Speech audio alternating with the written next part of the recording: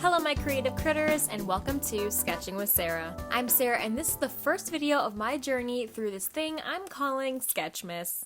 I don't follow a ton of vloggers here on YouTube, but I do follow artists who vlog sometimes, and I see that Vlogmas is definitely a thing where YouTubers vlog every single day in the month of December until Christmas. I'm not a vlogger, but I am an artist, so I figured I'd try and do something similar and do a sketch every day until Christmas. At this point in my life, there's no way I could realistically pump out a video every day, no matter how short the video was, or how simple the drawing is. But I'm hoping someday when I'm monetized here and I don't work as much elsewhere, I'll be able to upload daily, but right now, I don't want to commit to something and then burn out and not finish and then feel bad. So I came up with a compromise. I'll still do a drawing for every day of December till Christmas, but still stick to my Friday uploads. I'm also not going to limit myself to only doing sketches, because what if one day I really feel like doing embroidery or painting or making a shrinky dink or even drawing on my iPad? I don't want to limit myself from being creative in any other way.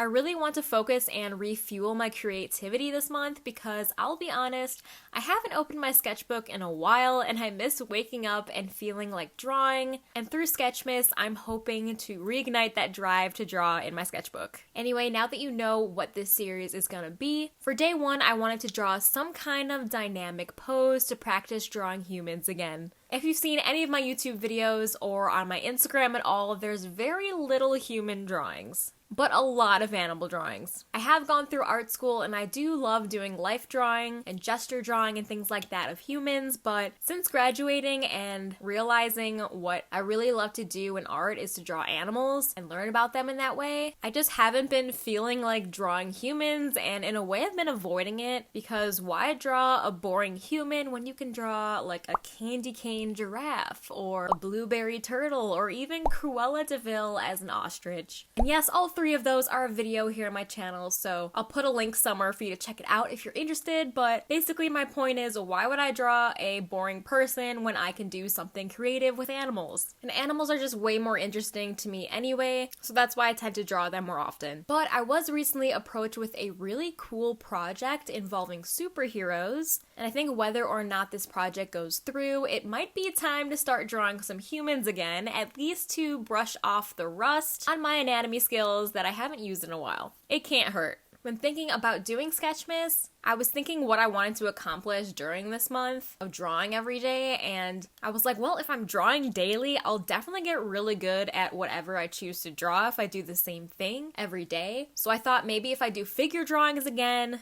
and only draw humans every day for Sketchmas, I'll get really good at it really quickly. And it'll come easily to me again. Well, I know myself and I know that I would get really burnt out very quickly. I mean, that's kind of what happened during Mermaid. I got kind of bored of drawing mermaids, so I kind of went off the rails a little bit and drew my Orchia pufferfish and my hedgerfish little creatures in the water every day for Mermaid instead of doing a full-blown mermaid drawing every day. And I would hate to commit to doing a drawing of a person every day and then just completely throw that out the window again. So to avoid the burnout and potential derailing, I decided to do a sketch of a dynamic pose of a figure, and then the next day or two draw a sketch of an animal to fill in the rest of that page. That way the main focus when you look through my sketchbook is the human, but also I get to draw animals for funsies and kind of as a reward for drawing a boring person. Also, I do want to make it clear that if you enjoy doing figure drawing and character designs and things of that nature with human type characters, props to you guys. I see the appeal and I'm sure it's very fulfilling for you guys, but for me personally, I just find animals way more interesting. That's why I don't do drawings of humans as often. But I think it's always important to stay well-rounded and sharpen your anatomy skills in humans as well as animals or whatever else you're interested in. So I just don't want it to come across as if you draw people that's so boring or anything like that. It's just, for me personally, I'd rather draw a flamingo than a person. I just have more fun with it, and at the end of the day, if you're creating art, you're being creative and having fun, so draw what you want to draw. So for day one, I went to Pinterest and searched for some interesting and dynamic posing. And I found this really nice photo of a dancer, and I just love the tension in the pose and the really nice lines that were created in her arms and her legs and how she's bent over. And the way that her balance was captured in this photo, as well as the lighting, was really nice. So I thought this was overall a great photo to start with. I always start with some kind of scribbly gesture and some action lines and just slowly refine and darken lines and erase as I go. For this bunch of sketches, I used watercolor pencil because I just love sketching in colors and being able to add washes of water to soften it. I just love the way that it looks, and I think it's my favorite way to sketch. Also, as a side note, if you want to see the reference photo that I used for this drawing, check out the sources section in my description box, as well as my Pinterest link, where there is a link of my Pinterest board of all kinds of reference photos that I've used, or just photos that I saw and I'm really inspired to draw in the future maybe. Most of it is cool animal photography though, but if you want to draw along with me, most of my reference photos that I use are in that Pinterest board. Also, if you're curious about any of the supplies that I use to make this video or any other my videos here on YouTube, I always have them linked in my description too for you to check out or try them out for yourself. So once I got the proportions all right, I started softening some areas with my water brush pen to suggest some form. It's not exact shading or anything, but I enjoy adding this to my sketches because I feel like it makes it seem more complete and not just a bunch of scribbles on my page, which I do have a lot of pages of those, but I really feel like adding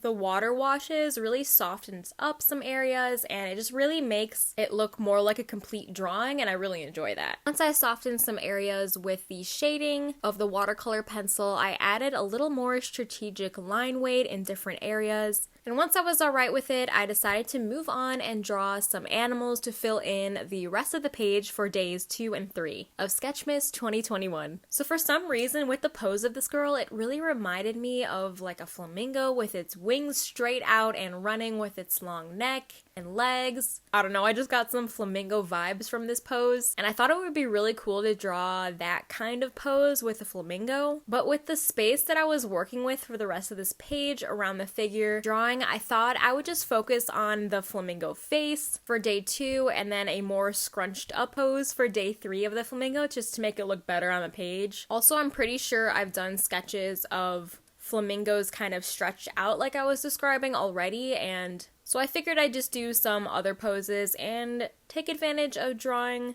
a more close-up headshot of one as well. Man, I just love drawing animals, and flamingos are just so fascinating to me. I mean, I think I talk about them in 2 or more of my other videos here on YouTube. One of them for sure was when I did my batingo video or batingo video, where I drew a bat-flamingo hybrid and shared facts about bats and flamingos and what they have in common. I also think that flamingos made an appearance in my pink animals video, where I talk about all kinds of animals that are pink.